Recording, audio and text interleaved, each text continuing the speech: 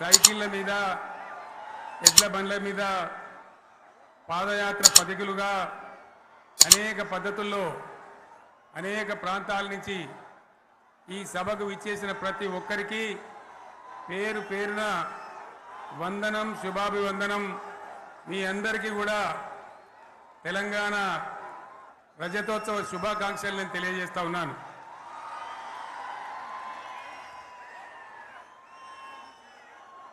జననీ జన్మభూమిశ్చ స్వర్గాదపి గరీయసి. ఇది శ్రీరామచంద్రుడు లంక మీద యుద్ధం చేసి రావణ సంహారం చేసి అయోధ్యకు తిరిగి రావాలి అనేటువంటి ఆలోచనలో ఉన్నప్పుడు రాముల వారి సోదరుడు లక్ష్మణుడు సహా ఆయన వెంట ఉన్న చాలామంది పెద్దలు లంక చాలా సువర్ణమయంగా ఉంది, అద్భుతంగా ఉంది, మనం ఇంకా అయోధ్యకు ఎందుకు ఇక్కడి నుంచే పరిపాలన చేద్దామని అంటారు. దానికి శ్రీరామచంద్రుల వారు ఒప్పుకోలేదు. ఆయన చెప్పిన మాట ఏంటంటే, కన్న తల్లిని జన్మభూమిని మించినటువంటి స్వర్గం ఏది కూడా ఉండదు, కాబట్టి మనం అయోధ్యకే తరలిపోవాలని చెప్పి మళ్ళీ అందరిని తీసుకొని అయోధ్యకు రావడం జరిగింది. అదే స్ఫూర్తితోని చాలా గందరగోళ స్థితిలో ఉన్నటువంటి, దిక్కు తోతని స్థితిలో ఉన్నటువంటి, ఆత్మహత్యలకు ఆలవాలమైనటువంటి, వలసలకు నిలయమైనటువంటి ఒక ఘోరమైన ఆపదలో వలసవాదుల విషకవిగిలిలో చిక్కి నలిగిపోతున్న తెలంగాణ రాష్ట్రాన్ని ఎట్టి పరిస్థితుల్లో విముక్తి చేయాలని, స్వరాష్ట్రం సాధించాలని, జననిని జన్మభూమిని మించిన వేరేది లేదని చెప్పి నేను ఒక్కడిగా బయలుదేరి ఆనాడు తెలంగాణ ఉద్యమానికి శ్రీకారం చుట్టడం జరిగింది. 25 ఏళ్ల క్రితం, దయచేసి మీరు గొడవ బంద్ చేయాలి ఏమనుకోవద్దు, సభలో చాలా మంది ఉన్నారు, లక్షల మంది ఉన్నారు, మీరు ఆపాలి ప్లీజ్. ఒకటే మాట బంద్ చేయాలి, గొడవ బంద్ చేయాలి ప్లీజ్, స్టాప్. సో ఆ విధంగా 25 ఏళ్ల నాడు ఎగిరినటువంటి జెండా ఈ గులాబీ జెండా. చాలా మంది బంద్ చేయాలి, ఏ బాబు బంద్ చేయాలి బాబు. ఆ రకంగా ఎగిరిన జెండాను ఎందరో అవమానపరిచింది, ఎన్నో మాటలు అన్నారు, ఎగతాళి చేసిండ్రు, అవహేళన చేసిండ్రు, మకలో పుట్టింది ఉబ్బలో పోతుందని చెప్పిండ్రు. కానీ ఈ జెండా మీ అందరి సహకారంతో, అనేక మంది త్యాగాలతోని, వందలాది మంది ప్రాణ బలిదానాలు కూడా చేయడంతో, అనేక ఉద్యమాలతోని యావత్తు తెలంగాణనే ఒక అద్భుతమైనటువంటి ఉద్యమమై ఎగిసిపడి, ఒక సమయం ఎట్లా వచ్చింది, ఒక సమయంలో అంటే తెలంగాణ యావత్తు ఒక పక్కన నిల్చొని బరి గీసి బిడ్డ నా తెలంగాణ అక్కడ పెట్టు అని చెప్పి నిలబడ్డటువంటి సందర్భం మనందరం కూడా సృష్టించినాం. తద్వారా మన లక్ష్యం తెలంగాణ రాష్ట్రాన్ని సాధించుకున్నాం. ఆ తదనంతరం ప్రజలు దీవిస్తే 10 సంవత్సరాల పాటు అద్భుతమైనటువంటి దగదగలాడే తెలంగాణ తయారు చేసి అందరూ బిత్తరపోయే విధంగా, ఆశ్చర్యపడే విధంగా బ్రహ్మాండమైన తెలంగాణ నిర్మాణం చేసుకున్నాం. ఆ విధంగా 25 సంవత్సరాల సుదీర్ఘ చరిత్రను ఈరోజు ఈ వరంగల్ గడ్డ మీద మనం జరుపుకుంటా ఉన్నాం, రజతోత్సవ సందర్భంలో జరుపుకుంటా ఉన్నాం. చాలామంది చాలా రకాల ప్రయత్నాలు చేసినారు. ఇక్కడ కూడా ఇప్పుడు కూడా బ్రహ్మాండమైనటువంటి ప్రయత్నాలు చేస్తూ ఉన్నారు. నేను ఒక్కటే మాట చెప్తా ఉన్నా, ఈ గడ్డకు ప్రత్యేకత ఉంది. ఇది రాణి రుద్రమ్మ ఏలిన వీరగడ్డ, సమ్మక్క సారక్కల పోరుగడ్డ, బొమ్మెర పోతన కవితా మాధుర్యం పండించినటువంటి జీవగడ్డ. ఈ వరంగల్ నేలకు నేను వందనం చేస్తా ఉన్నాను. మన అమరవీరులకు శిరస్సు వంచి నివాళులు అర్పిస్తా ఉన్నాను. 1969లో మూగబోయిన తెలంగాణ నినాదానికి తిరిగి జీవం పోసింది ఈ గులాబీ జెండాని మీ అందరికీ నేను మనవి చేస్తా ఉన్నాను. ప్రజలు పరిపాలన అప్పగిస్తే విధ్వంసమైన తెలంగాణను వికాసం పథంలో నడిపించింది ఈ తెలంగాణ. దానికి కూడా ఈనాటి కరెక్ట్గా 25 ఏళ్ళు నిండుతా ఉన్నాయి. ఆనాడు కొండా లక్ష్మణ్ బాపూజీ గారు ఆశ్రయం ఇస్తే ఏప్రిల్ 27, 2001న జలదృశ్యంలో టీఆర్ఎస్ ఆవిర్భావం తెలంగాణ చరిత్రనే మలుపు తిప్పిన ఒక మహోజ్వల ఘట్టం. పదవుల కోసమో, కులం కోసమో, మతం కోసమో, వ్యక్తుల కోసమో పుట్టలేదు ఈ గులాబీ జెండా. ఇది తెలంగాణ రాష్ట్ర సాధన కోసం పుట్టింది. పదవీ త్యాగాలతోనే మన తెలంగాణ ప్రస్థానం ప్రారంభమయ్యింది. అది ఫలించి మన స్వంత రాష్ట్ర కళ కూడా నెరవేరిందని నేను మనవి చేస్తా ఉన్నా. ఆనాటికి అలుముకున్నటువంటి చీకట్లను పారదోలడానికి, ప్రజల్లో విశ్వాసం కల్పించడానికి, ఆత్మవిశ్వాసాన్ని పెంపొందించడానికి నేను ఒక మాట చెప్పిన ఆ రోజు మీ అందరికీ కూడా గుర్తుండాలి. ఉద్యమం నుంచి వెనక్కి మరలితే, ఉద్యమ జెండాను దించితే నన్ను రాళ్లతో కొట్టి చంపండి అని చెప్పి నేను ఉద్యమాన్ని ప్రారంభించిన విషయం మీ అందరికీ కూడా తెలుసు. ఆ తదనంతరం జరిగినటువంటి స్థానిక పంచాయతీ ఎన్నికల్లో, ఆ తదనంతరం జరిగినటువంటి సిద్దిపేట ఉప ఎన్నికలో ప్రజలు బ్రహ్మాండంగా ప్రాణం పోసి ఊపిరిలిదితే అద్భుతంగా ఉద్యమం ముందుకు పురోగమించిన విషయం మనకు తెలుసు.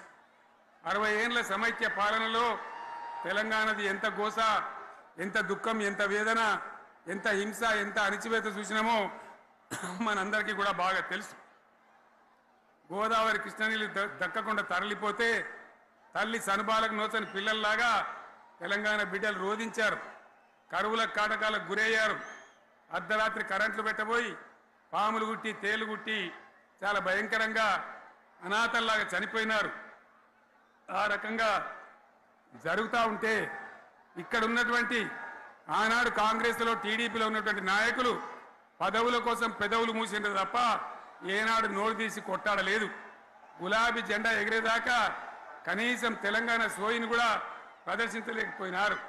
మీ అందరికీ తెలుసు, తెలంగాణ కోసం అవసరమైన ప్రతి సందర్భంలో పదవులు త్యాగం చేసిన వాళ్ళు బీఆర్ఎస్ బిడ్డలు అని చెప్పి నేను గర్వంగా మనవి చేస్తా ఉన్నా. కానీ పదవుల కోసం తెలంగాణను ఆగం చేసిన వాళ్ళు ఆనాడు ఉన్నటువంటి కాంగ్రెస్ నాయకులు అని చెప్పి కూడా నేను మనవి చేస్తా ఉన్నా. చంద్రబాబు నాయుడు ఆనాడు ముఖ్యమంత్రిగా ఉండి ఎంత ఘోరమంటే హైదరాబాద్ నడిబొడ్డున ఉండే తెలంగాణ గడ్డలో ఉండేటువంటి రాజధానిలో మన శాసనసభలో తెలంగాణ పదాన్ని నిషేధించినాడు. తెలంగాణ అనవద్దని స్పీకర్ ద్వారా రూలింగ్ ఇప్పించినారు. ఇదే జిల్లాకు చెందినటువంటి ప్రణయ్ భాస్కర్ గారు ఆ రోజు ఎమ్మెల్యేగా శాసనసభలో తెలంగాణ అంటే అది నేరమైనట్టుగా పరిగణించి తెలంగాణ పదాన్ని నిషేధించేటువంటి ప్రయత్నం చేసినారు. మిత్రులారా, మీకు అందరికీ చరిత్ర తెలుసు. ఆనాడైనా, ఏనాడైనా, ఈవెన్ ఈనాడైనా తెలంగాణకు విలన్ నంబర్ 1 కాంగ్రెస్ పార్టీ అని మనవి చేస్తా ఉన్నా. మనందరికీ కూడా తెలుసా విషయం. తెలంగాణ హైదరాబాద్ స్టేట్ పేరుతో ఉన్ననాడు ప్రజలు వద్దంటుంటే కూడా బలవంతంగా తెలంగాణను ఆంధ్రాతో కలిపిన వాళ్ళే. ఏందా బాబు, ఏందా పనిలేదా? రెడ్డి ఎవరెవరు పోండి, మీకేం పనిలేదా? ఈ 10 మంది కాదు కదా, సభ అంతా ఉంది కదా, ఉండండి, కామ్ ఉండండి, డిస్టర్బ్ చేయదు మీరు. అట్లా బలవంతంగా ఆనాడు ఆంధ్రలో విలీనం చేసింది కాంగ్రెస్ పార్టీ, జవహర్లాల్ నెహ్రూ. 69లో ఉద్యమం వస్తే 400 మంది తెలంగాణ బిడ్డలను పిట్టల్లాగా కాల్చి చంపింది ఇందిరాగాంధీ ప్రభుత్వం, ఆనాడు ఉన్నటువంటి కాంగ్రెస్ పరిపాలన. మళ్ళీ 2001 నుంచి మనం విజృంభిస్తే నంగనాచిలాగా ఇదే కాంగ్రెస్ వచ్చి మన బలాన్ని, మన ఊపును చూసి పొత్తు పెట్టుకొని తెలంగాణ ఇస్తామని నమ్మబలికి మనతో పొత్తు పెట్టుకున్నది కూడా మీరు చూసినారు. మళ్ళా ఎగ్గొట్టే ప్రయత్నం చేసినారు. 14 ఏళ్ళు ఏడిపించినారు. అది మీ అందరికి తెలుసు. వాళ్ళు ఎట్టెట్లా చేస్తూ ఉంటే వాళ్ళ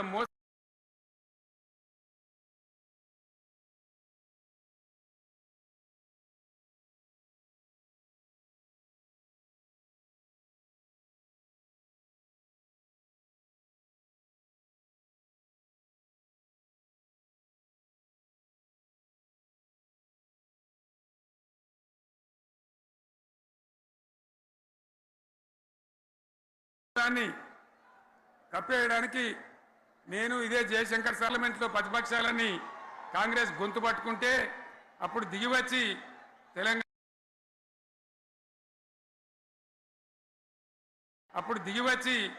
తెలంగాణ కోసం ప్రకటన చేసిన విషయం మీకు తెలుసు. మళ్ళీ ప్రకటన వెనక్కి తీసుకొని మళ్ళా వెనకకు పోయినారు. ఆ తర్వాత సకల జనుల సమ్మె కావచ్చు, సాగర హారాలు కావచ్చు, వంట వార్పులు కావచ్చు, అనేక రూపాలలో విజృంభించి మళ్ళీ భయంకరమైన పోరాటం చేసినాం.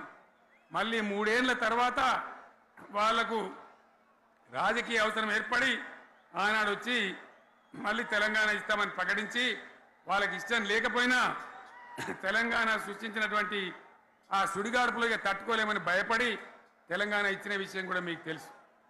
తదనంతరం ప్రజలు మనకు అధికారం ఇచ్చినారు. దాన్ని మనం ఏదో అధికారం అనుభవించడానికి తీసుకోలే, బాధ్యతగా తీసుకున్నాం. ఎంత బ్రహ్మాండంగా పనిచేసినాం.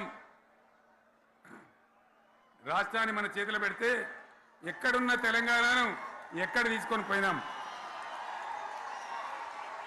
అనేక రంగాలలో please please please please please ఒకటే మాట.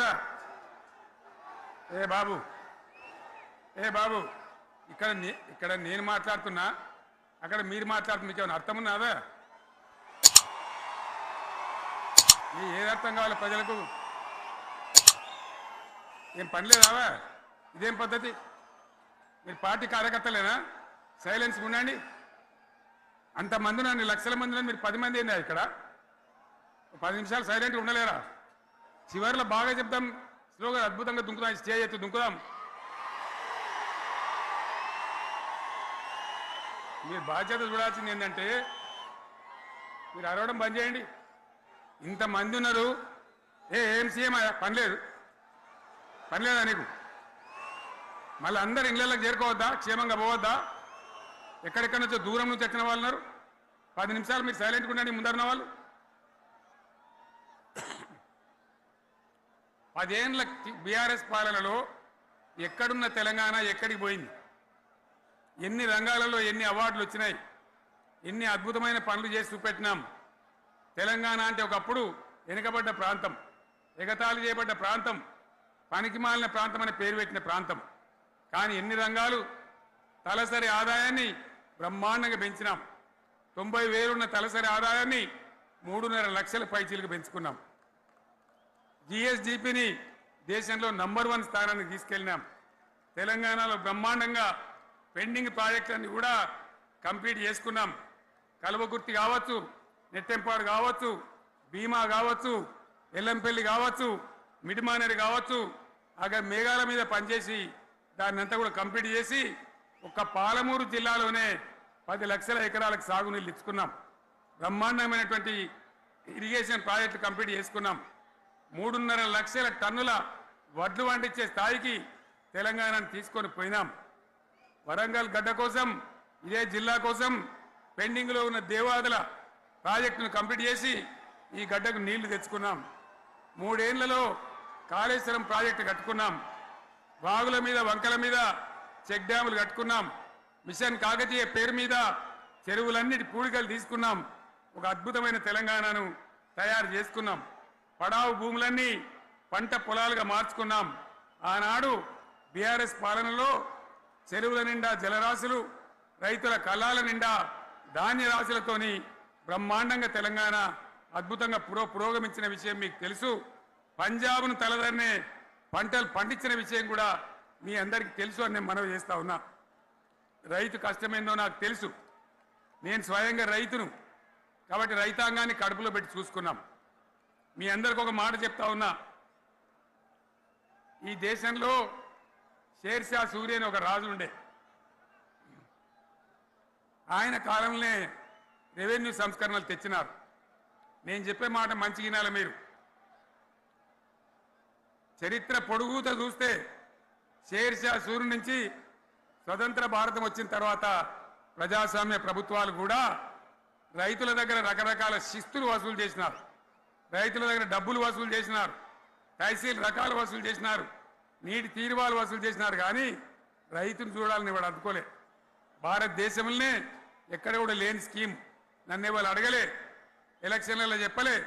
నాకు నేనుగా ఆలోచించి, ప్రభుత్వమే ఆలోచించి రైతు బంధు పథకాన్ని తెచ్చినాం. చాలా బ్రహ్మాండంగా రైతు బంధు పథకాన్ని అమలు చేసినాం.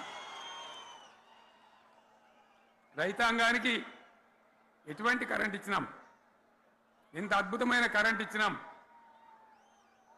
ఆంధ్ర వలసవాద ముఖ్యమంత్రులు ఏం మాటలు మాట్లాడినారు. తెలంగాణ వస్తే కారు చీకట్లు అవుతాయి, మీకు కరెంటే రాదు, మీకు పంటలు పండియే రాదని చెప్తే వాళ్ళ నోర్లు మూయించేలాగా ఉత్తమమైనటువంటి ట్రాన్స్ఫార్మర్ కావాలన్నటువంటి మోటార్లు కావాలన్నటువంటి నాణ్యమైన కరెంటును 24 గంటలు సప్లై చేసినాం. రైతు ఇంట్లో కూర్చుంటే పొలాల కాడ బోర్లు దుంకినాయి, మీరందరూ కళ్ళారా చూసినారు.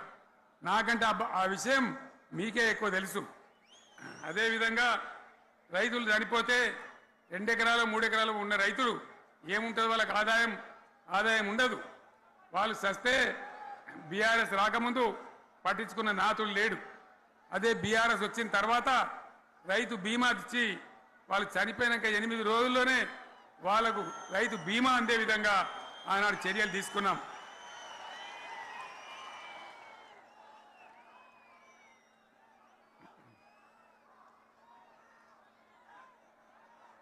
పైసలు ఎంత మంచిగా వచ్చేది, రైతు బంధు డబ్బులు ఏ విధంగా వచ్చేది. శనుకులు పడుతుంటే చకాచకా వచ్చి బ్యాంకులలో డబ్బులు పడి రైతుల సెల్ ఫోన్లు మోగుతుండే. ఆ విధంగా కడుపులో చల్లగదలకుండా రైతాంగానికి రైతు బంధు పథకాన్ని అమలు చేసుకున్నాం. రకరకాల వ్యక్తులు రకరకాల మాట్లాడినారు. జై కిసాన్ జై జవాన్ అన్నారు తప్ప వాళ్ళ సంక్షేమం ఏ ప్రభుత్వం కూడా చూడలేదు. అదేవిధంగా ధాన్యం రైతులు పండిస్తే కొన్ని 100 కోట్ల రూపాయలు ప్రభుత్వానికి నష్టం వచ్చినా ఏ విధంగా ధాన్యం కొన్నామో, ధాన్యం ఎంత బాగా కొన్నామో, వడ్లు కొంటే 3-4 రోజులనే డబ్బులు రైతుల ఖాతాలో ఎట్లా చేసినామో అవన్నీ కూడా యావత్ తెలంగాణ ప్రజలకు మీకు తెలుసు. అంతకుముందు మధ్య దళారుల పాలు ఎన్నో రకాల బాధలు, 7,500 కొనుగోలు కేంద్రాలు పెట్టి ధాన్యం ఎట్లా వేసినామో కూడా మీ అందరికీ బాగా తెలుసు. మరి ఇదంతా కూడా బ్రహ్మాండంగా జరిగింది. ఎన్నో పనులు, మిషన్ భగీరథ ఎన్నికల ప్రణాళికలు చెప్పలే, ఓట్ల ప్రచారం అప్పుడు చెప్పలే, గవర్నమెంటే చేసింది. ఇంతింత నల్లబెట్టి ప్రజలకు అందియడం జరిగింది. రైతు బంధు కానీ, రైతు బీమా కానీ, కళ్యాణ లక్ష్మి కానీ, కేసీఆర్ కిట్ కానీ, కంటి వెలుగు లాంటి ప్రోగ్రాం కానీ ఎవరు అడిగిన నన్ను ఎవరు అడగలే. అయినా మా అంతల మేమే మన రాష్ట్రం మన ప్రజలని వాళ్ళని బాగు చేసుకోవాలని చేసినాం. చెరువులలో చేపలు పెంచాలని ఎవరు అడిగిరు నన్ను, ఎవరు డిమాండ్ చేసినారు, వాళ్ళకి వృత్తి పని దొరకాలని, మత్స్యకారులను ప్రోత్సహించాలని చెరువులలో చేపలు పెంచినాం.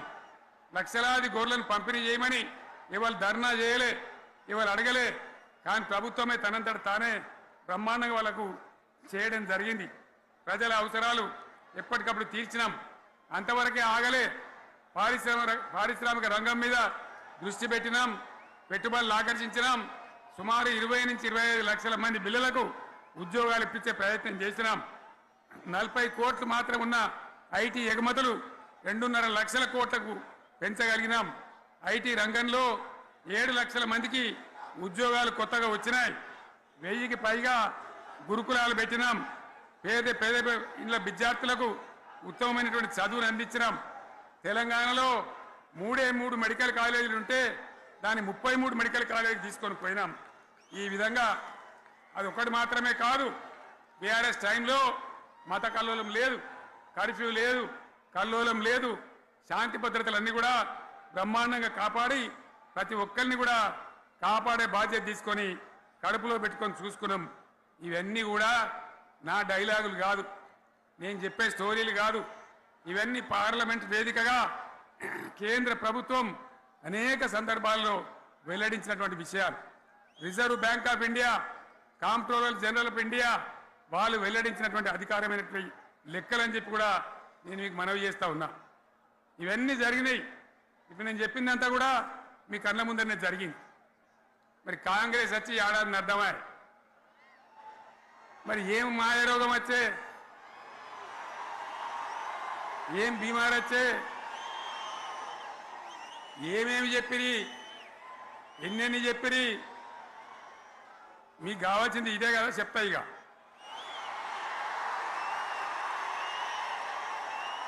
వాళ్ళ కథ చెప్పే ముందు మన కథ కూడా చెప్పాలి కదా ఏమేం మాటలు మాట్లాడినరు అరే మళ్ళీ సీఎం పెట్టిరా భయ్ ఏడకెళ్ళి మోపోయినరా మీరు బుద్ధి లేదా ఆగు ఏమైనా లుబాబు ఆగు వద్దంటే మళ్ళీ ఏందండి ఇవాళ రాజశేఖర వాళ్ళు అది మనోడేనా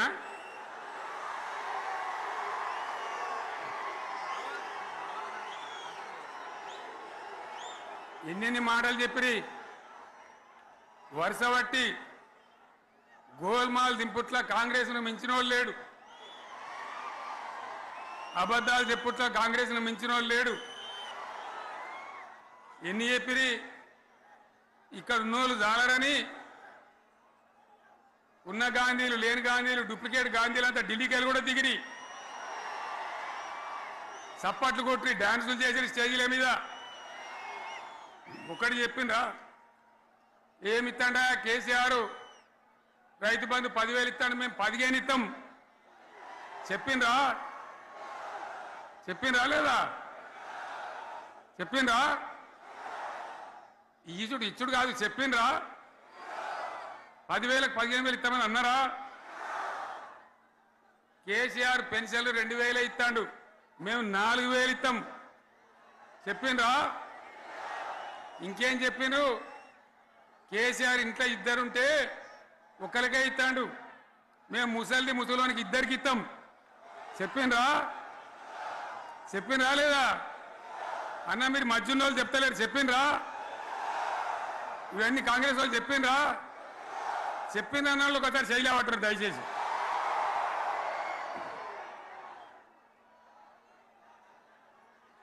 దివ్యాంగులకు కేసీఆర్ 4,000 ఇస్తాడు పెన్షను మేము 6,000 ఇస్తామండి అన్నారా ఇక చదువుకునే ఆడిపోరగాళ్ళకు స్కూటీలు కొనిస్తామండ్రి కొనిచ్చారా అన్నారు కదా విద్యార్థులకేమో విద్యా కార్డు ఇస్తామండ్రి 5 లక్షల గ్యారంటీ కార్డు బ్యాంక్ కార్డు ఇస్తామండ్రి ఇట్లా ఎన్ని మాటలు చెప్పాను ఇక ఉరుకురి ఒకరినుకోడు ఉరుకురి 2 లక్షల లోన్ తెచ్చుకొని డిసెంబర్ 9 నాడే కథం ఒక కలంపోటుతోనే కథం అన్నరా మరి చేసిండ్రా చెయ్యలే ఇక వడ్లు కొంటే ఒక వడ్లు కాదు ఆనాడు మనమే కొనుగోలు కేంద్రాలు పెట్టి కనీసం మద్దతు ధర వచ్చేటట్టుగా మొలకొచ్చినా తడిసిపోయినా రంగు మారినా రైతులు కాబట్టి మన బిడ్డలు కాబట్టి గవర్నమెంట్కు 500 కోట్ల నష్టం వచ్చినా సరే మొత్తం కొనురా అని చెప్పిన కొనిపించిన బాధ కాలే వాళ్ళేం చెప్పిండ్రు పబ్లిక్ను బోల్తా కొట్టేయడానికి మేము కింటాలకు 500 బోనస్ ఇస్తాం మక్కలకి ఇస్తాం వడ్లకి ఇస్తాం ప్రతి పంటకి ఇస్తాం చెప్పిండ్రా ఇటువంటివి చెప్పుడే కాదు వీటితోని ఇంకొక 420 హామీలు చెప్పిండ్రు వాళ్ళ నోటికి మొక్కాలే కళ్యాణ లక్ష్మి కేసీఆర్ ₹1,00,000 ఇస్తాడు మేము వస్తే తులం బంగారం కూడా కల్పిస్తామండి అన్నారా ఏమన్నా నత్తందా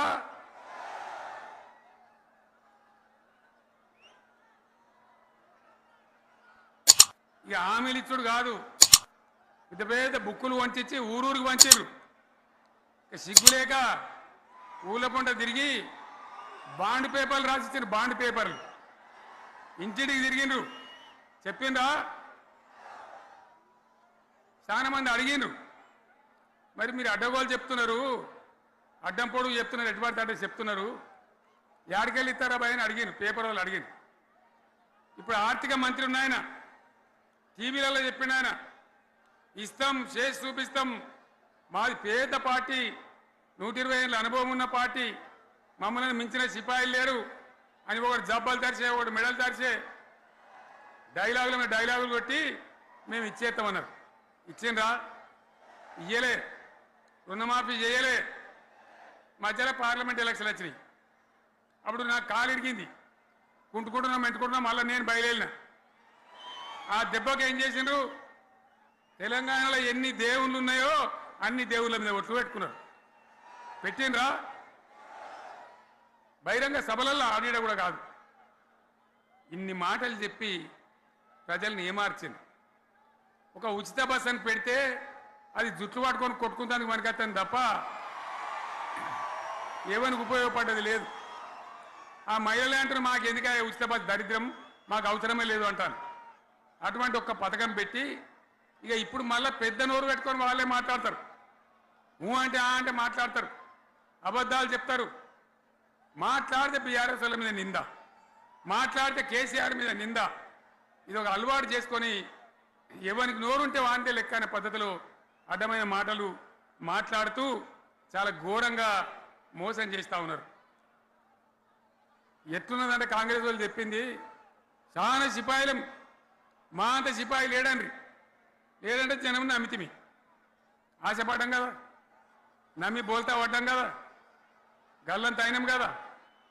ఒక ఊళ్ళే మొలక నాట్లేసే టైం వస్తే అలుకుడు చేస్తాను, బట్టలుతాను.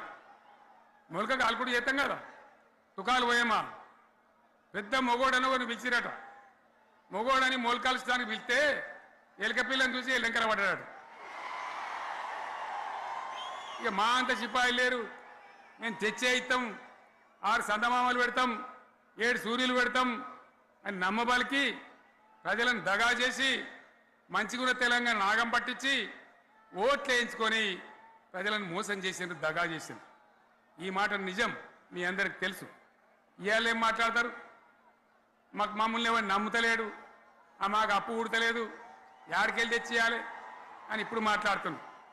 అప్పుడేమో మాకు అపారమైన అనుభవం ఉంది, మేము చేస్తామన్నారు.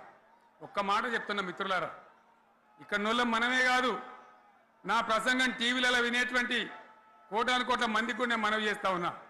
ఇంత మోసం ఉంటుందా? ఇంత దగా ఉంటుందా? ఓట్లయితే రాని అవతల పడదామని ముచ్చట్నా? ఎంతవరకు ఇది కరెక్టు? తెలంగాణ ఎంత మంచిగా పోయేది, ఇప్పుడు బొందలు పడగొట్టినరా? ఎంత ఘోరమైనటువంటి ఫలితం మనం చూస్తున్నాం. ఇవాళ ఏం జరుగుతూ ఉంది? మళ్ళీ అన్ని మోపైనాయి. ఇక దుకాణం పెడతామన్నారు, లొల్లు పెట్టిండ్రు, బొబ్బ పెట్టిండ్రు. ఇక ఓట్లయినాక ఎత్తాడు, తవ్వడు, మోయాడు. బాయి పడతాం జోరుగా చెప్తే 6 నెలల ఏమయ్యారంటే ఇక ఆయనతో రేపు అవుతుంది, ఎల్లుండి అవుతుంది, సంక్రాంతికి అవుతుంది, దీపావళికి అవుతుంది, మార్చి 31కి అవుతుంది. మార్చి 31 లేదు, మన్ను లేదు, ఏది కూడా చేసింది లేదు.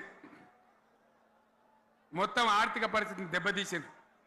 తెలివి తక్కువ పనితోని, అవివేకం వల్ల, అజ్ఞానం వల్ల పరిపాలన చెయ్యరాక సర్వనాశనం చేసింది. రాష్ట్ర ఆర్థిక పరిస్థితి ఎంత మంచిగా ఉండే, ఎంత బాగా పోతా ఉండే.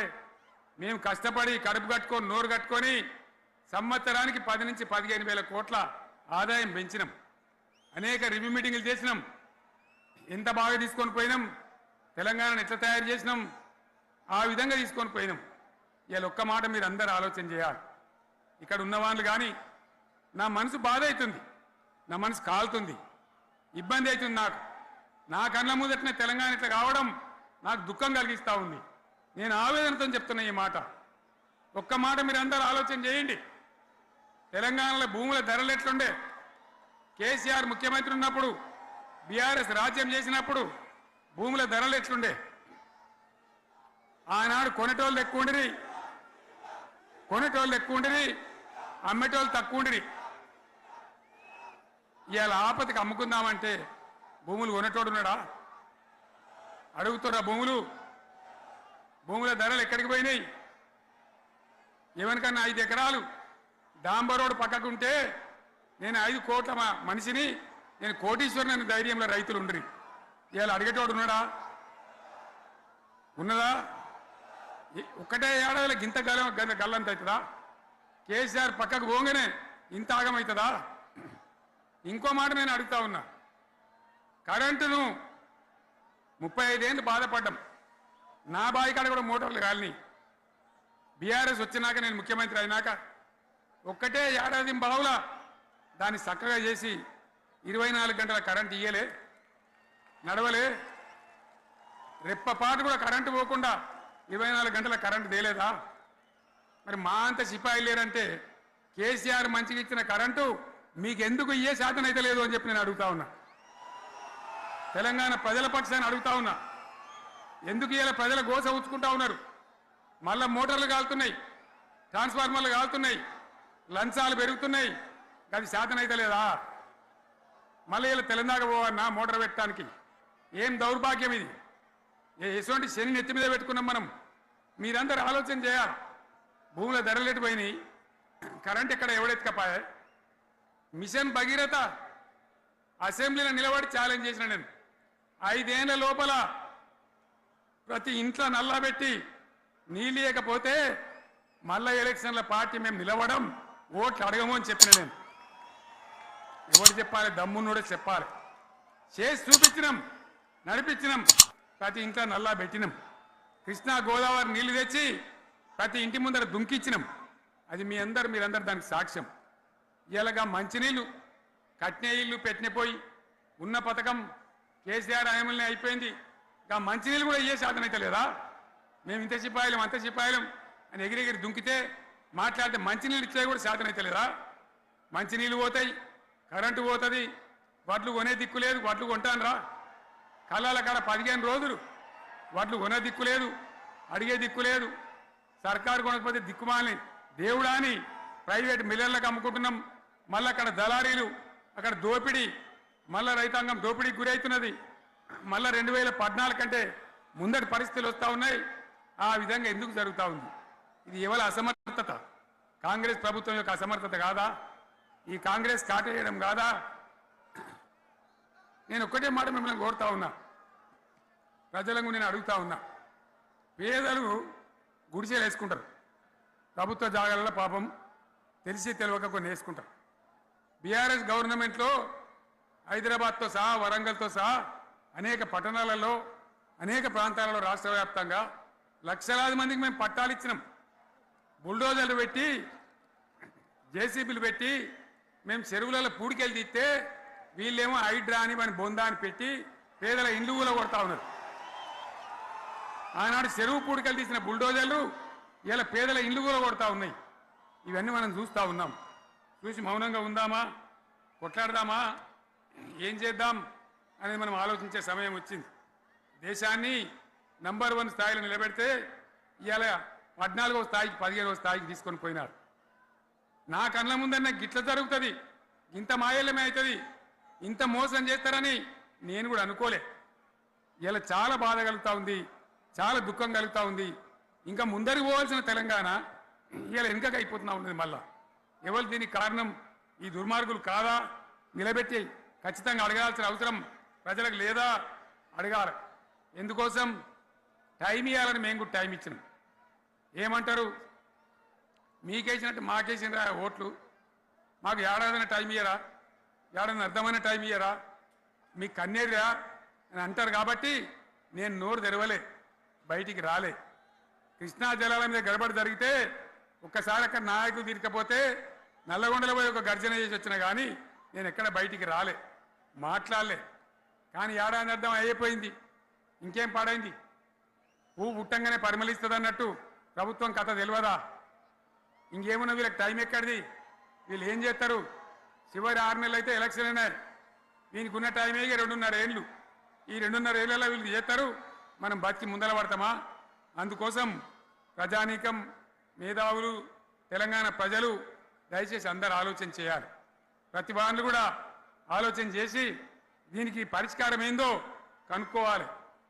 మేధావితో పనిచేయాలి, ఆవేశంతో కాదు. ఆవేశంతో మనం నినాదాలు ఇస్తే కాదు, ముళ్ళును ముళ్ళుతోనే తీయాల. యాడ ఓడగొడుతున్నామో గాన్నే వెతకాలి, ఎక్కడ జారిపోయిందో ఆన్నే మళ్ళీ దొరకబట్టాలి. ఆ నైపుణ్యం, ఆ స్థాయి ఇవాళ రావాలి. మళ్ళీ ఇప్పుడు ఏం చేస్తారు?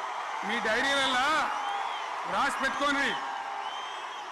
100కు 100% ఇలా తెలంగాణ చెలరేగిన పరిస్థితికి మళ్ళా వచ్చేది బీఆర్ఎస్ గవర్నమెంటే.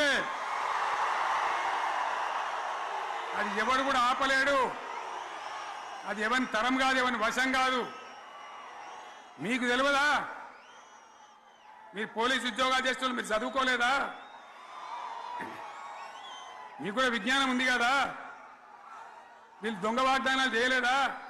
ప్రజలను మోసం చేయలేదా? ప్రజాస్వామ్యంలో ప్రజలకు అడిగే హక్కు లేదా? మీరెందుకు కేసులు పెడుతున్నారు? నాకు అర్థం కాదు. మీరెందుకు దునుకులాడుతున్నారు? మీరెందుకు బలైతారు? రేపు మీకు రాజకీయాలు ఎందుకు? మీ డ్యూటీ మీరు చేయండి.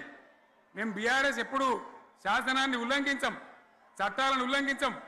అయినా నేను ఒక్క మాట మళ్ళీ చెప్తా ఉన్నా, మీకు ఆల్రెడీ చెప్తా ఉన్నారు పార్టీ నుంచి, ఎక్కడ ఎవరిని మీ మీద అన్యాయం కేసులు పెట్టినా మన టీఆర్ఎస్ లీగల్ సెల్ వీరులు ఉన్నారు. మీరు భయపడే అవసరం లేదు. న్యాయస్థానాలని అక్కడ పోరాటం చేద్దాం. మీకు అండగా కేసీఆర్ ఉంటాడు, బీఆర్ఎస్ ఉంటుంది, అందరం ఉంటాం. ఇక ఈడికెళ్ళి నేను కూడా ఊకోను. నేను బయలుదేరతా. యాందాకైనా మంచిదే. ఎవరెవరి సంగతి ఏందో, ఎవరైనా లెక్కేందో అన్ని కూడా లెక్కలు తీద్దామని మనవి చేస్తా ఉన్నా. ఈ రకంగా మనం ముందుకు పోవాలి. ఒక్క మాటలను ఉన్నదా? ఇవాళ ఈ ప్రభుత్వం, ఈ కాంగ్రెస్ నయవంచక ప్రభుత్వం సంక్షేమంలో ఫెయిల్, మంచినీళ్ళలో ఫెయిల్, పొలాలకు నీళ్ళు ఇవ్వడంలో, సాగు నీళ్ళలో ఫెయిల్, కరెంటు సరఫరాలో ఫెయిల్, రైతు బంధులో ఫెయిల్, విత్తనాలు ఎరువులు సరఫరాలో ఫెయిలేనా? ధాన్యం కొనుగోళ్లలో ఫెయిల్, పల్లెలు పట్టణాల అభివృద్ధిలో ఫెయిల్, భూముల ధరలు పెంచడంలో ఫెయిల్. మరి దేంట్లో పాస్ అయిండు? ఎటుపడితే అటు ఒర్రుడు, దేవుళ్ళ మీద ఒట్లు పెట్టుడు, అబద్ధ వాగ్దానాలు చేసుడు.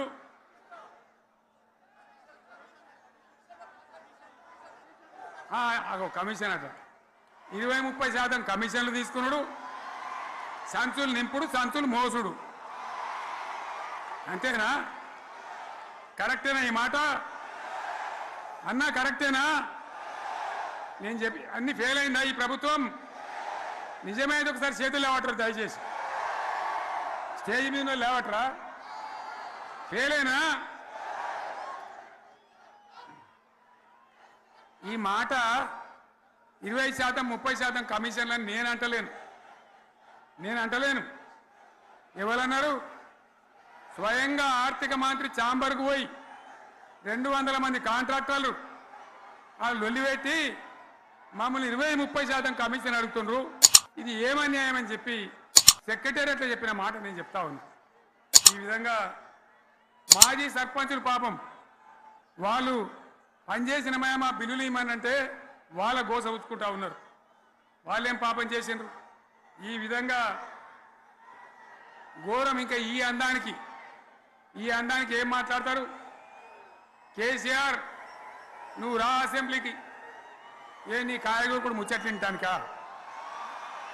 పిల్లలు అడిగితేనే మీరు జవాబు చెప్తలేరు.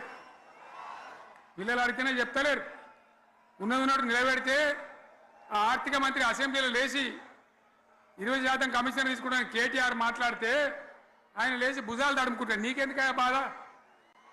నువ్వు తీసుకుంటేనే నీకు బాధ ఉండాలి కదా. లేచి పేదలు ఉల్లి పెడతా ఉన్నాడు ఆయన అసెంబ్లీలో.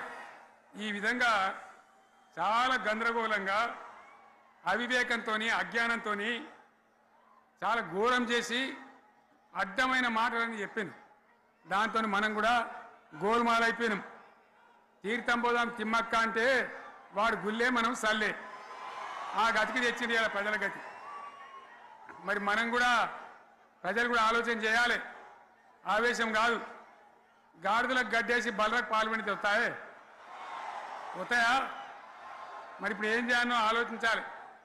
ఓ తమ్ముడు అన్నాడు హైదరాబాద్లో, ఆయన ఇల్లు కూడా కొడితే, కేసీఆర్ అన్నా యాడున్నావు, నువ్వు రావాలి, కత్తి వాంచేతలు పడితే యుద్ధం నన్ను చేయమని పడుతుంది. అంతేనా? ఇది కూడా విచారించాలి ప్రజలు. మీకు అర్థం కావాలని నేను చెప్తా ఉన్నా. అందుకే ఓడగొట్టుకున్న కాడనే వెతుక్కోవాలి. మీ వెంట బీఆర్ఎస్ ఉంటుంది, మీ వెంట కేసీఆర్ ఉంటాడు. 100% మళ్ళా తెలంగాణ విజయం సాధించాలి, గులాబీ జెండా ఎగిరేయాలి, అద్భుతమైన తెలంగాణను మళ్ళీ సాధించాలి. ఇక బీజేపీ కథ 11 ఏళ్ళ రాజ్యం చేయబట్టి తెలంగాణకు 11 రూపాయలు ఇచ్చిండ్రా? వాటిదే బబ్రాజమానం భజగోవిందం, శుష్క ప్రియాలు శూన్యాస్తాలు తప్ప ఏమి ఇయ్యలే. 157 కాలేజీలు పెడితే మెడికల్ కాలేజీలు ఒక్కటన్నా తెలంగాణకు ఇచ్చిండ్రా? ఒక ప్రాజెక్ట్ కన్నా జాతీయ హోదా ఇచ్చిండ్రా? ఇక కాంగ్రెస్ వాడు ఇట్లా అంటే బీజేపీ వాడు అట్లా, ఏది లేదు. ఉల్టా మనయే ఖమ్మంలో 7 మండలాలు గుంజుకున్నారు, సీలేరు ప్రాజెక్టు గుంజుకున్నారు. నరేంద్ర మోడీ మాట్లాడతాడు, ఏం మాట్లాడతాడు? తెలంగాణ వచ్చిందిరా అని తెలంగాణలో సంతోషపడితే తల్లిని చంపి బిడ్డను బతికిచ్చిండ్రు అంటాడు. ఎన్నోసార్లు అంటాడు, ఒక్కసారి కాదు. ఈ విధంగా అది కూడా మనం వెనకొచ్చేది కాదు. ఈ సందర్భంలో ఒక మాట బీజేపీ అంటే నాకు జ్ఞాపకం వచ్చింది. ఇవాళ కేంద్ర ప్రభుత్వం కగార్ అనే ఆపరేషన్ పేరు మీద ఛత్తీస్గఢ్లో యువకులను గిరిజనులను ఊచకోత పోతా ఉన్నారు. అది ధర్మం కాదు. వీళ్ళు ఏమవుతున్నది, నక్సలైట్లు ప్రతిపాదన పెడుతున్నారు, మేం ప్రభుత్వం దగ్గరకు వచ్చి చర్చలు చేయడానికి సిద్ధంగా ఉన్నాము అంటున్నారు. నేను కోరుతా ఉన్న కేంద్ర ప్రభుత్వాన్ని, బలం ఉన్నది కదా అని చంపుకుంటా పోవుడు కాదు, అది ప్రజాస్వామ్యం కాదు. ఆపరేషన్ కగార్ వెంటనే ఆపేయండి. వాళ్ళని పిలిచి, ఆ నక్సలైట్లను పిలిచి డెమోక్రటిక్ స్పేస్ ఇచ్చి చర్చలు జరపండి. వాళ్ళు ఏం మాట్లాడతారో చూడండి. అది కూడా నల్లనా తెల్లనా దేశం ముందరికి రాని. కానీ అట్లా కాదు, మొత్తం ఏరి పారెత్తాం, కోసి పారెత్తాం, నరికి పారెత్తాం అంటే మిలిటరీ ఉన్నది మీ దగ్గర కొడతారు, కానీ ప్రజాస్వామ్యం అనిపించుకోదు. ఈ మాట ఢిల్లీకి ఉత్తరం పంపిద్దామా? పంపిద్దామా? మీరందరూ సపోర్ట్లు కొడితే తీర్మానంగా భావించి దాన్ని కేంద్రానికి పంపిద్దాం.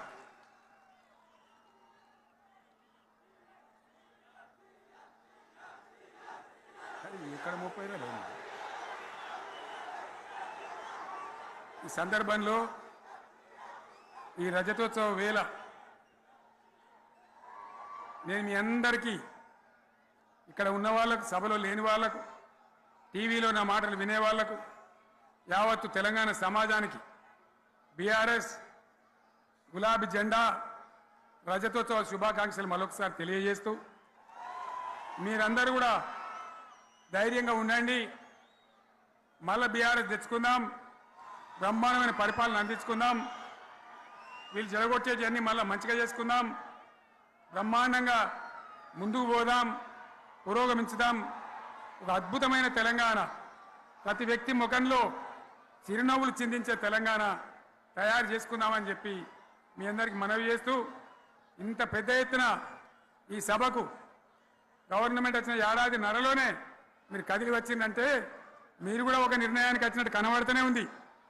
ఓట్లు ఎప్పుడు వస్తాయని చూస్తాను. నేను ఇంకో మాట చెప్పాలి, ముఖ్యమైన మాట ఏంటంటే, వీళ్ళు అక్కడిక్కడ ఎందుకైనా మీరు లేచిండ్రు ఫోటోల కోసం.